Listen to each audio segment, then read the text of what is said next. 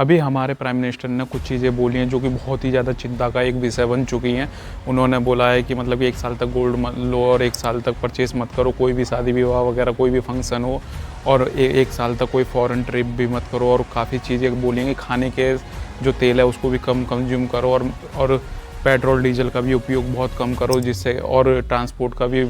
चीज़ों को ज़्यादा यूज़ करो, जैसे मेट्रो हो गई और ट्रांसपोर्ट जो हो गई पब्लिक ट्रांसपोर्ट, उसका यूज़ ज़्यादा करो। इसमें सबसे बड़ी प्रॉब्लम ये है कि जब वो कहते हैं तो बहुत बड़ी प्रॉब्लम है ये प्रॉब्लम आज से नहीं आई है, इन्होंने आज नहीं बोला, इससे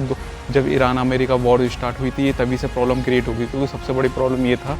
कि जिस तरीके से डॉलर के दाम बढ़ रहे थे, क्योंकि इस युद्ध में सबसे ज़्यादा वैल्यूबल जो हुई है वो डॉलर हुआ। हमारा रुपया लगातार वीक हो रहा है, 90 से 95 रुपये हो चुका है अभी तक, और जिससे कि एक दबाव पड़ रहा है, क्योंकि हम सबसे ज़्यादा तो डॉलर में ही पेट्रोल और क्रूड ऑयल को परचेज़ करते हैं ना।